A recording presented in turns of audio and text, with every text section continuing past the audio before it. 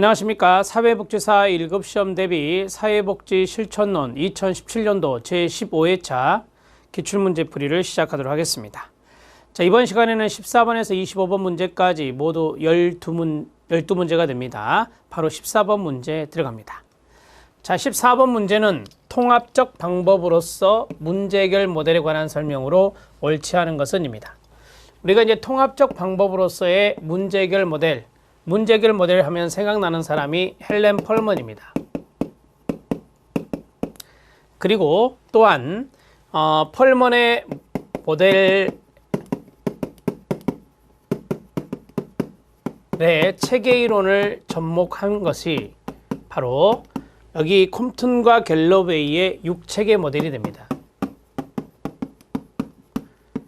이것도 마찬가지 통합 모델이라고 말할 수 있습니다. 자, 펄먼의 모델이 포함되어 있고 거기에 체계이론이 들어갔어요. 이게 컴튼과 갤러웨이의 6체계 모델인데 이 6체계 모델이 문제 해결 모델과 구분하기 위해 문제 해결 과정 모델이다. 이렇게도 사용한다라고 했습니다. 동의어로요. 자, 기본기를 해드렸고 옳지 않은 것 찾아보겠습니다. 1번 자아심리학 존 두이의 사상, 그 다음 역할이론, 체계이론 등에 기반한다라고 했습니다. 우리가 이제 자아심리학이라든지 두이의 사상, 이러한 것들은 대개 헬렌 펄먼의 문제 해결 모델과 연관성이 있고요. 여기 있는 역할이나 체계이론에 접목된 것은 바로 6체계 모델과 연관성이 있는 겁니다. 그래서 통합적 방법과 연관성이 있고요. 여기 존 두이의 사상, 이것은 반성적 사고라고 하는 건데요. 존 두이의 반성적 사고, 이런 것들이 헬렌 펄먼의 문제 해결 모델의 이론적인 배경이 됐습니다.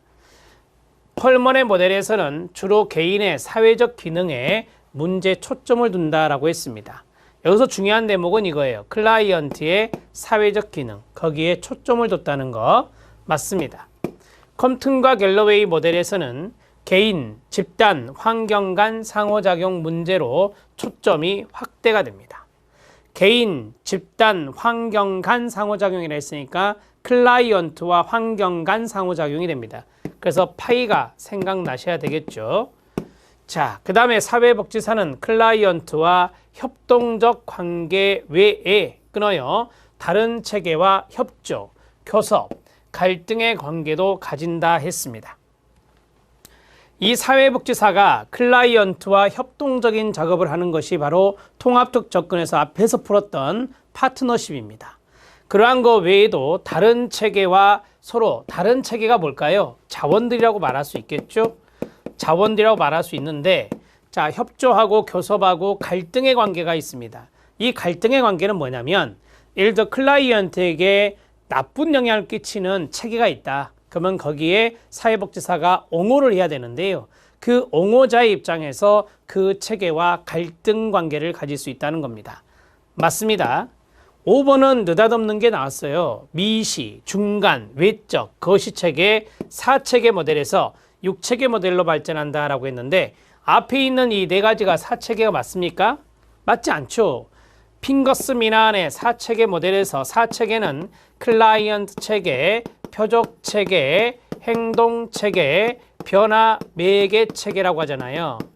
변화 매개 체계, 이것이 바로 사체계가 되는 거고, 거기에 컴튼과 갤러웨이는 두 가지 체계를 더해서 6체계 모델로 발전하게 되는데 그 두 가지 체계가 바로 문제 인식 체계, 의뢰응답 체계라고도 하고요. 그 다음에 전문가 체계, 이렇게 해서 모두 6가지가 6체계다, 이렇게 정리할 수 있는 겁니다. 앞에 느닷없는 4가지가 나왔어요. 딱 보니까 우리가 인간행동과 사회환경에서 배운 브론펜브레너의 차체계가 들어가 있어요. 그래서 이건 틀린 거다, 이렇게 말씀드릴 수 있습니다. 14번의 답은 5번입니다. 15번 문제 들어갑니다. 14번 문제 체킹해 놓으시고요. 15번 문제도 체킹하시기 바랍니다. 전문적 원조 관계의 기본 요소인 사회복지사의 문화적 민감성 관련 내용으로 옳은 것은입니다. 사회복지사는 문화적인 민감성을 가지고 있어야 됩니다. 특히 다문화 가정을 개입하는 사회복지사일수록 문화적 민감성은 더더욱 중요할 수 있습니다. 옳은 것 찾기입니다. 문화적인 다양성과 유사성을 인지하고, 문화적인 다양성과 유사성, 차이점과 공통점을 인지하는 것 좋죠. 선호나 옳고 그름에 가치를 부여한다. 가치를 부여하면 안 됩니다. 가치를 부여하지 않는다. 그래야 편견이란 게 없어요. 편견을 배제해야 됩니다. 편견을 배제해야 된다. 무엇이 옳고 그른지, 그리고 어떠한 가치 이런 것들을 부여하는 것은 선입관이나 편견이 생길 수 있기 때문에 그런 것을 부여하는 태도는 바람직하지 않습니다. 자신의 문화에 중심을 두면서, 이것도 틀렸죠. 이건 틀린 겁니다. 타 문화를 이해하기 위해 의사소통을 한다라고 했는데, 다른 문화를 이해하기 위해서 의사소통하는 것은 맞지만 자신의 문화를 중심에 두는 것은 문제가 있는 겁니다. 자, 출신 국가, 피부색 간에 존재하는 권력적 위계관계를 무시할 게 아니라 그러한 권력적 위계관계가 있는지, 관계가 있는지 살필 필요가 있습니다. 살핀다, 이렇게 정리해야 되겠죠. 자, 출신 국가마다 권력적인 위계관계가 있을 수 있어요. 피부색 간에 존재하는 권력적 위계관계가 있을 수 있어요. 그러한 것들이 있는지를 사회복지사 입장에서 살펴야 합니다.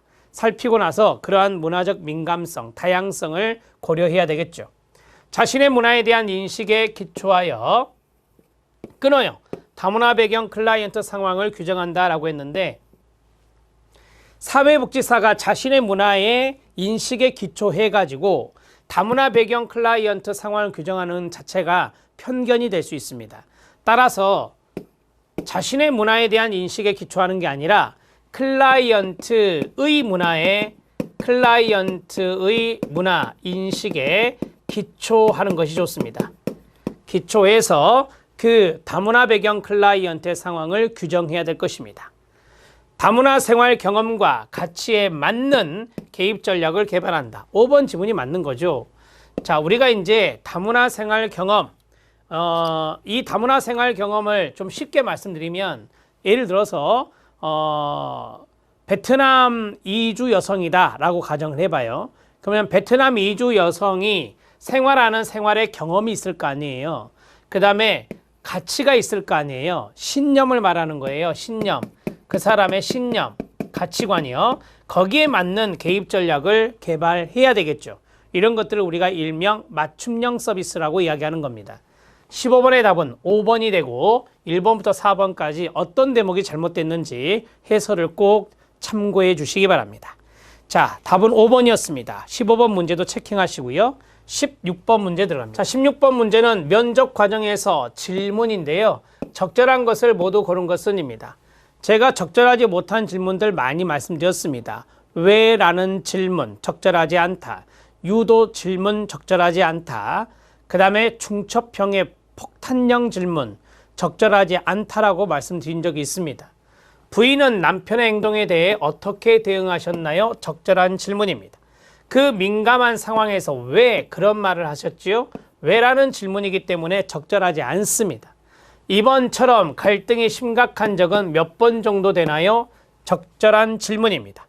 그때 아내의 반응은 어땠나요? 질문 하나. 죄책감이 들지는 않았나요? 질문 둘이죠. 이런 것들을 우리가 중첩형, 폭탄형 질문이라고 말해서 적절하지 않습니다. 그래서 기억과 디귿이 적절한 질문이기 때문에 답은 2번이 되는 거예요.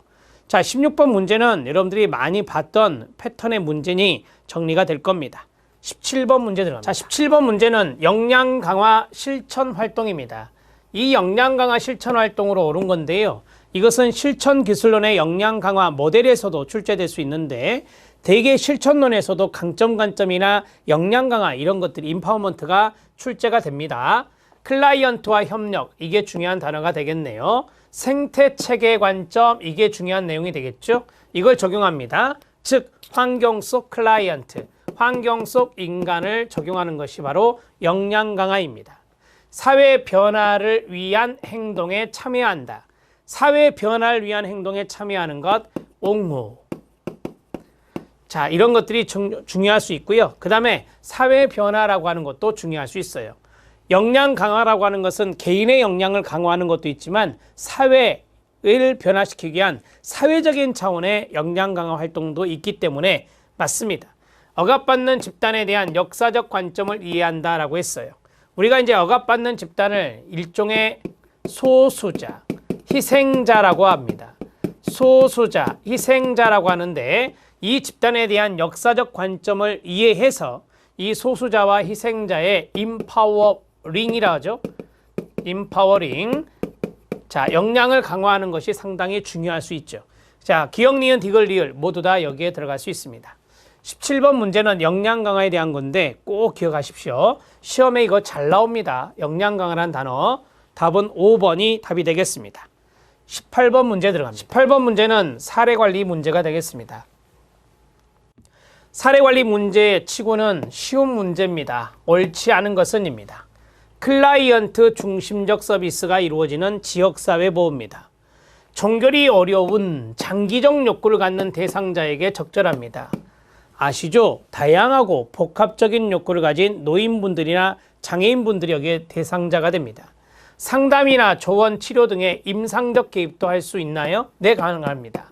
직접적 개입 플러스 간접적 개입이라고 그랬잖아요. 직접과 간접적 개입을 하는 통합적인 접근을 케이스 매니지먼트라 하기 때문에 맞습니다. 한 기관 내에서 팀 협력, 지역사회 타 전문 분야의 협력이 아주 중요하죠. 자, 그 다음에 공공부문의 역할을 확대하기 위한 목적에서 시작되었다. 아니에요. 사례관리는 주로 민간 부분이 활동을 합니다. 따라서 공공부문의 역할이 아니라 민간 부분의 역할을 확대하기 위한 목적에서 시작된 겁니다. 자, 이해되셨죠? 답은 5번이 답이 됩니다. 18번 문제 해결했습니다. 19번 문제 들어갑니다. 실천론에는 기술 문제도 출제됩니다.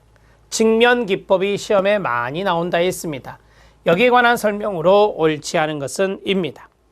직면 기법은 클라이언트의 말과 행동의 모순, 불일치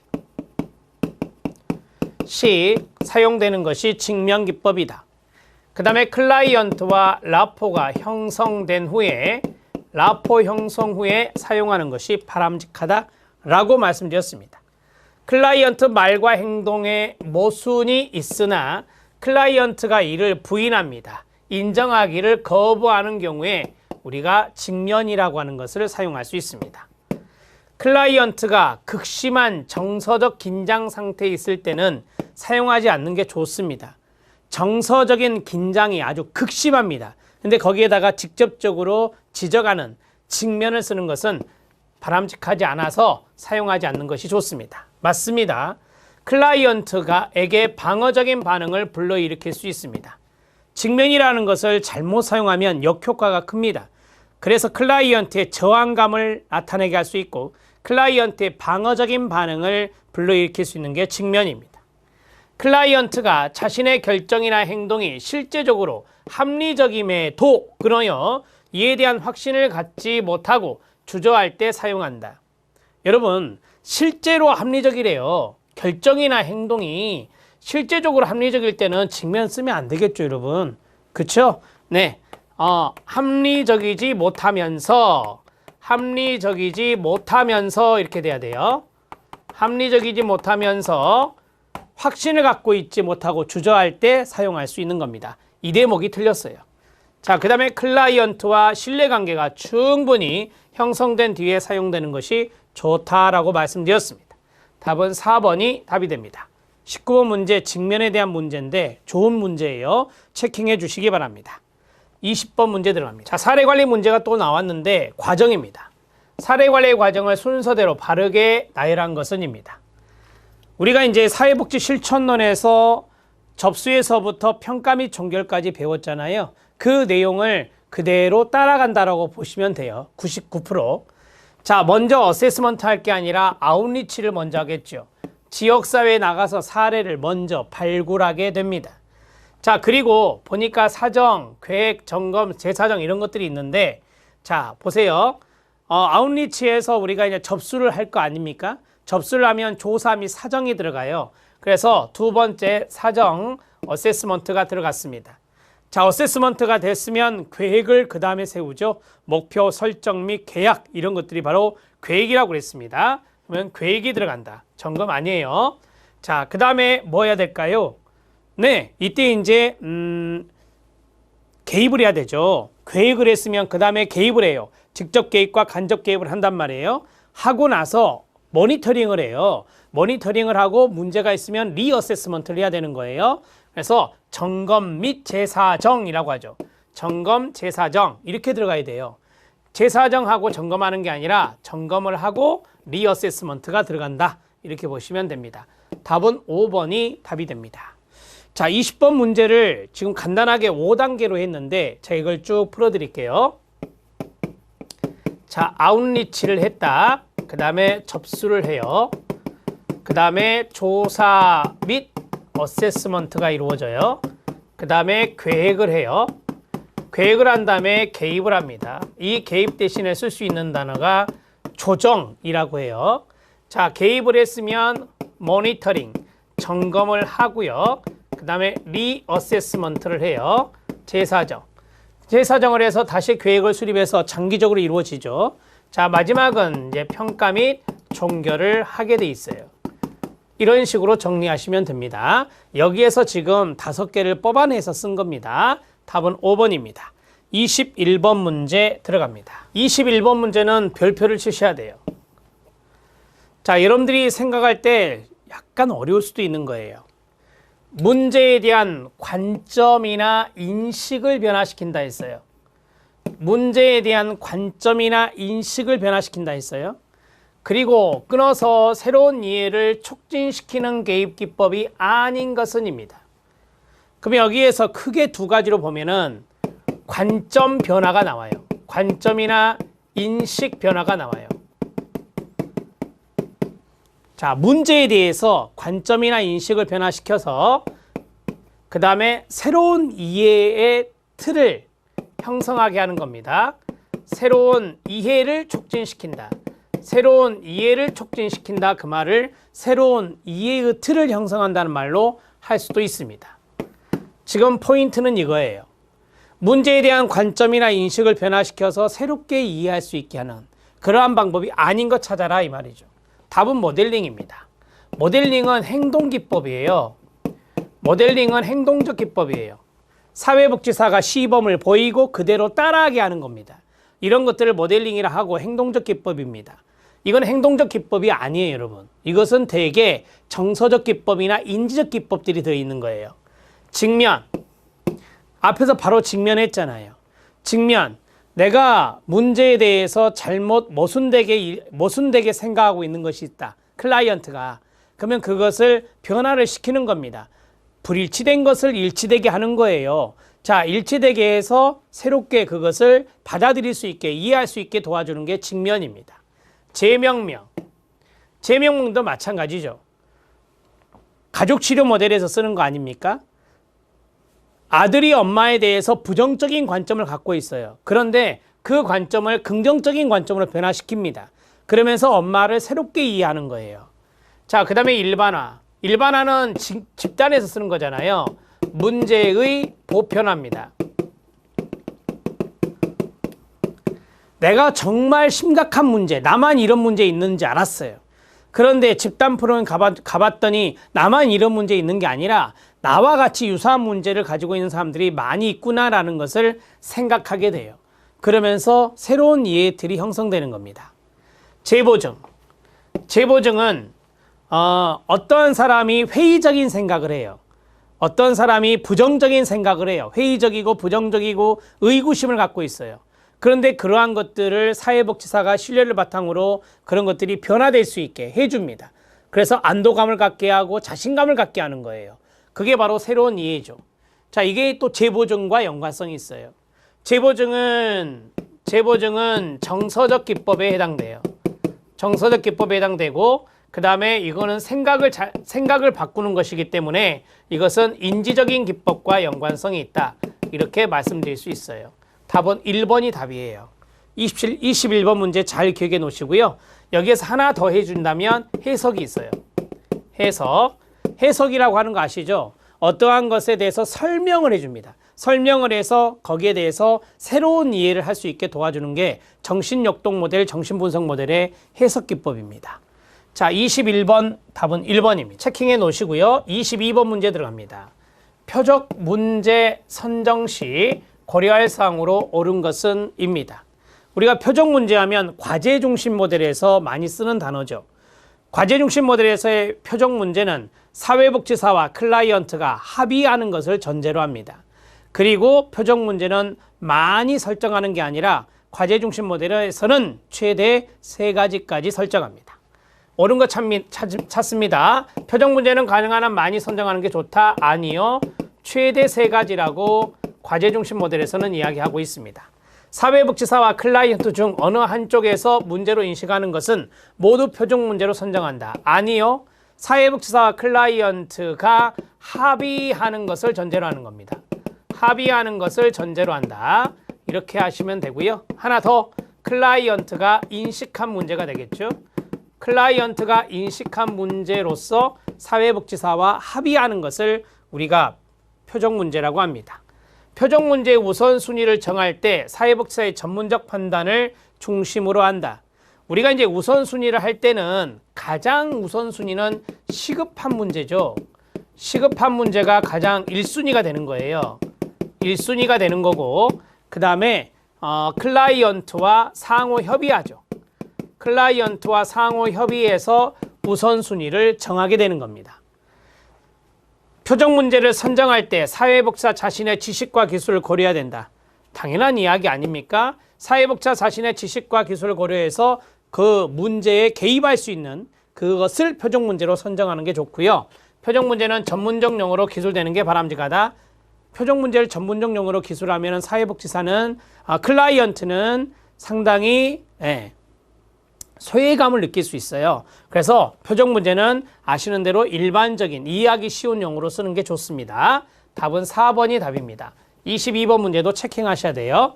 좀 생각해야 될 문제들이죠. 여러분들이 그런 것들을 잘 감안해서 보시면 됩니다. 4번이 답입니다. 23번 문제 들어갑니다. 23번 문제는 자료 수집에 대한 문제입니다. 옳지 않은 것은 입니다. 자료 수집은요, 일회성에 그치지 않습니다. 실천의 전 과정, 전체 과정에 걸쳐서 이루어지는 지속적인 과정이라 보시면 됩니다. 중간에 필요한 시점에 또 자료 수집을 할 수 있다는 거죠. 접수 단계에서도 자료 수집이 이루어지는데요. 클라이언트 문제와 기관의 서비스 간 부합 여부를 판단하는데 필요한 정도면 충분하다.